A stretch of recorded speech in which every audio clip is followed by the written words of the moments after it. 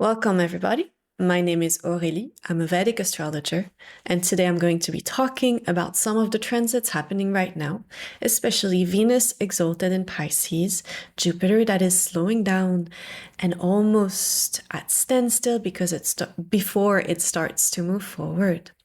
So let's get into it. Before we get started, I'm going to be talking a lot about the planet Venus. So I'm going to invoke an energy that's very close to the core of Venus, which is Lakshmi. This is a Vedic mantra. If you're from a different tradition, you can do a prayer to Mother from the background that you're from. And if it's Christian, you can do a prayer to Mary Magdalene.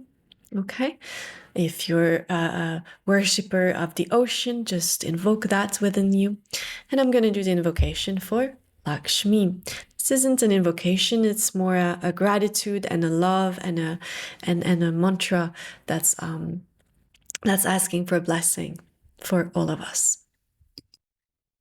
Om Shrim Hrim Shrim Kamale Kamalalaye Prasida Prasida Shrim Hrim Shrim Om Mahalakshmi Namaha.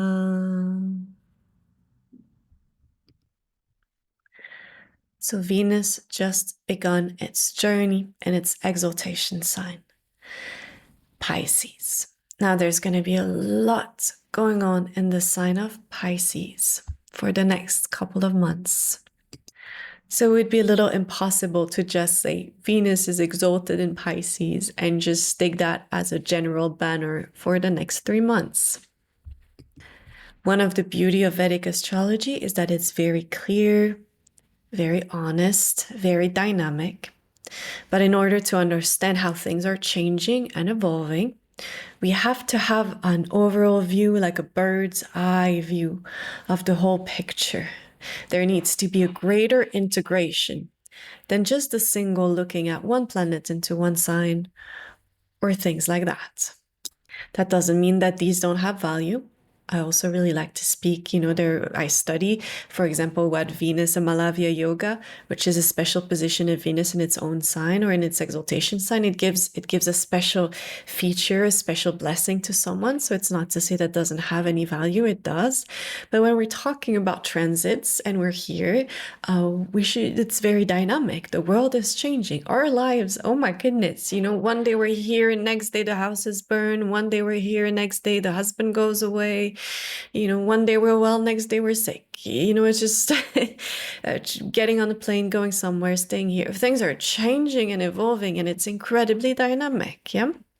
Sometimes people say Vedic astrology is so negative. It's like there's a balance and depends on the reader, and some readers a bit more, but it shows also a certain it shows the truth on some level. There's a certain honesty and a certain rawness over what is, and of course because of that many people don't the way you're presenting it is going to be very important, because then you have to talk to people because you're seeing the weakness, you're seeing where things are stuck, and how then you go about speaking about it when clients come is a whole different the American expression is ball game, but it's a whole different arena of we'll say siddhi, because it is like a siddhi, of a blessing that you need to get in order to be able to do that. But let's get back to the integration. We're going to talk a lot about Venus, and we're going to talk a lot about Jupiter. So Venus is planet of fun. It's beauty, it's fashion. People that have very strong Venus, they enjoy their lives. Oh my goodness. They want beautiful things and comfort, and their food's beautiful, and they travel, and there's a certain like lavishness, and like you can tell I have someone very close to me that is like that. There's a very certain lavishness to like the experience of life. Yeah, the pleasures, the sense organ, and there is a joy of that. And from our Vedic perspective, on some level, it doesn't go against yoga. There are different traditions, so So this would be more of a bhakti yogi, of someone who's using their senses to experience the greatness of creation of God within the experience of the senses. Yeah, the incense and really feeling God within all of your life experiences. And that's more of like a Krishna like energy into our lives. So Venus has this aspect, right? And it's watery. Yeah, it's emotional. It's watery in nature. It's a water ruled planet, and it rules over art. So again, just beautiful things. Yeah, art, beauty, actual beauty, the blessing of actual beauty, a sensuality, you know, the pleasure of sensuality, of being with someone, of touch, of connection on that sense. Yeah, because we're talking about water. Water has to do in our lives with the connections we have with people. So that's some of the beautiful things and things about Venus, okay? Now, an exalted planet expresses itself in it has like an excited energy, a brightness. Yeah, people that have an exalted planet in their first house, so right over their rising sign, they'll have a brightness to them. If you want to, on the opposite, people that have Saturn will have a little bit of a darkness, a heaviness. We'll say heaviness because heaviness, yeah? So exalted planets are said to be excited, yeah? Because this brightness is like there's an excitement. Venus is exalted, it's excited. And it loves Pisces because Pisces rules over the ocean and it's water in nature, and it expands kind of that Venus energy where things are flowing, yeah? Because this joy, this pleasurefulness, it has a lot to do with the flow of life. Yeah. When there is a lot of rigidity, and that's again Saturn strong people, there's a lot of rigidity, there's a lot of keeping tradition and observing, fasting, and things like that. It's a little opposite to Venus, which is flowing. Now, Venus, this flowiness, is really important for our health. That's why a blessing of Venus in a chart will show good health versus a strong rigidity to life will cause a certain dryness and certain health difficulties. Now, Venus also rules over reproductive system for women, so it's a really important planet to look at, especially for women because of health issues and issues with their reproductive system. So there's Venus in Pisces, all right? It's beginning its transit into Pisces. At the same time, it's in a planetary exchange with Jupiter, who's currently in the sign of Taurus. So both Pisces and Taurus are exchanging energy, both the planet of great luck and goodness and blessings. Jupiter is exchanging energy with the planet of water, of connection, of beauty, Jupiter. Technically, this should be wonderful. Now, there's a few little slow down to the wonderful parts, okay? I'm going to show you some slides of the transits and the way the planets are going to be moving and shifting over the next 2-3 months so that you can integrate that with your understanding of this planetary transit over Venus. And it doesn't become just Venus exalted, but it becomes Venus going through this journey, which is going to be incredibly transformative, difficult, challenging, good again. So it's going to be a bit of one of those what we could call a wild ride. So let's have a look. You're welcome to take a screenshot of this chart. It's also going to be posted on my website and my other social media. Follow along and make sure you give this video a like and a subscribe. So let's have a little bit of a look, okay? This is the sign of Pisces, and then each ring is a month, yeah? January, February, March, April, May, okay? And you can see, right, between January, February, March, and May, there's a lot going on in Pisces, okay? This is Sidereal Zodiac, Vedic Astrology. Now, specifically in Pisces, so right now, Venus is beginning its journey through Pisces at the same time as Jupiter is getting very still. This is a very karmic moment in time. Whenever planets go stationary, it shows that it's a karmic juncture. So expect turns of event, shift in destiny, shift in opportunities. But this is a very important moment in time. We'll come to March, yeah? And this is just Pisces. Obviously, there's other signs, but just in Pisces, in March, we'll have a Venus retrograde. The sun is going to enter the sign of Pisces. Mercury is going to go retrograde. We already saw it's in there. Saturn's going to enter Pisces. There's going to be a solar eclipse in Pisces. Okay. Now, on a mundane level, what that could show, Pisces rules over water places, rules over places of water. It rules over islands. It could be some event, whether it's through people fighting, countries fighting, that gets really agitated through this. It could be a tsunami wave that gets agitated through this, because Pisces is the ocean. But Pisces is also the upward. It's the last ascension, the last sign of the zodiac. And so it has a certain upward, akasha. It rolls over this upward and space. And we've seen so much going on in the space world, yeah? Exploration. So we could also see a potential solar flare. We're at solar maximum, and sadly, we're spending more money on progressing technology, which is not bad. It's not a sad thing, but what's sad is we're not upgrading our electrical systems enough that we can withstand the inevitable, which is solar flares that can be very intense and can actually make major damage to the electric grid. Now, again, could be any of those three things, yeah, because those are all ruled by Pisces. But either way, there's going to be a lot of agitation, especially in those specific areas. But as you can see, right, it's not just Venus exalted, yeah? It's Venus exalted going through this very intense journey, heading towards this intense journey. And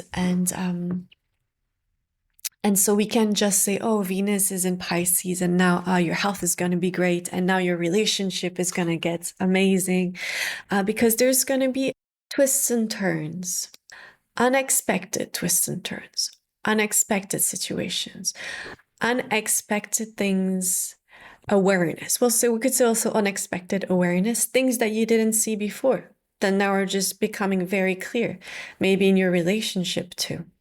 Now, this whole transit, when Venus is going to be in Pisces, Rahu is there, which is why there is a solar eclipse, and that can bring a lack of clarity.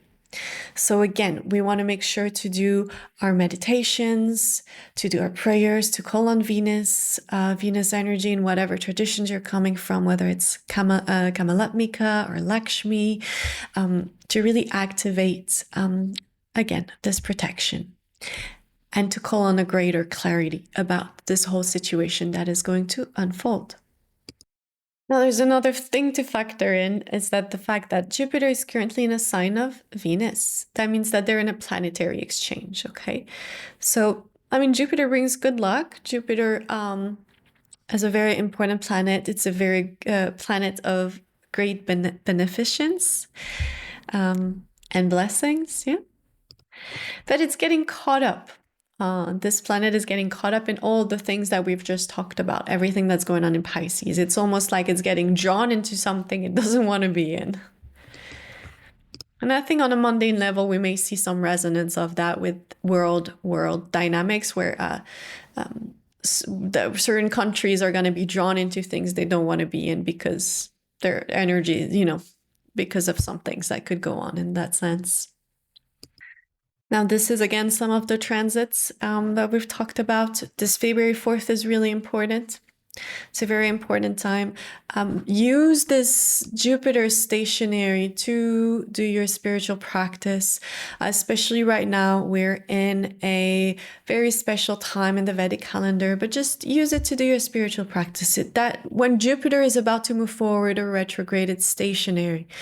And that gives it a really incredible strength, an incredible blessing, an incredible signature. And so go deep into your meditation, go deep into your prayers, and especially we all need that before coming to this season of March. Yeah. There are times where it's more about being out in the world and having fun and growing our business, traveling, or maybe, moving home. And there's time where it's good to go in and connect with our spiritual heart, so that we're calling on protection and that we're calling on guidance. A huge part of these transits, when there's a lot going on, is that it obscures things. So then you become there's a lack of clarity. You're not really able to make the right decisions. You're not really able to see things straight. And especially being there's a lot of airy energy. So it's like, what am I doing? Am I doing the right thing? Should I take that trip? Should I end that relationship? Everyone is confused. There's this general confusion. And that's very strong right now. That isn't always the case, but at the moment that's very strong, and it's not going to get any better. And our best bet that we can do for ourselves and the people around us, because we're all a part of each other, and the people around us that are also maybe suffering from, personally, I'm quite indecisive at the moment. So whether it's your lack of decisiveness that is causing difficulty for everyone around you, or however it may be showing up in your life, make sure you're doing that spiritual practice. We want to call clarity. And we want to make good decisions. Yeah, that's one of the most important things. And when times like these, where there's a lot of volatility, the best thing that can be done is spiritual practice. It's just, there's no this or that spiritual practice, and calling on to the higher realm to make sure, in technicality, what it really brings out is it really rebalances your system so that there is sattva within you. So it's part of the Vedic tradition where we have the 3 constituents of reality, but basically it just helps you just lighten up in a way that you're more in tune and you're making better decisions. We'll just keep it to that, because we could go into a whole 5-hour journey of talking about the 3 constituents of reality and how they're shaping and moving and changing. But a big part of Vedic astrology is understanding this change of the 3 constituents of reality, and to be able to help people by guiding them, especially when there's times where there's a lot of transits like this that bring a lot of tamasic energy, which is also going to show into the 5 elements, which can bring a lot of air. So a lot of just volatility, changeability, imbalances that are of airy nature, like in making wrong decisions due to indecisiveness. All right, I think I give you a good little review of what's going on. I give you a little bit of the planetary transits. Regardless of what's going to be happening in the world, there's also going to be stuff happening in our lives and realizations. And at the end of the day, the best thing we can all do is to do our spiritual meditation, call on for protection, be patient, not get carried away by the wind, and just, we'll get to the other side of that. It's just a moment in time, yeah? So Venus exalted, not so. There's a balance in understanding this exalted Venus, okay? All right, take care.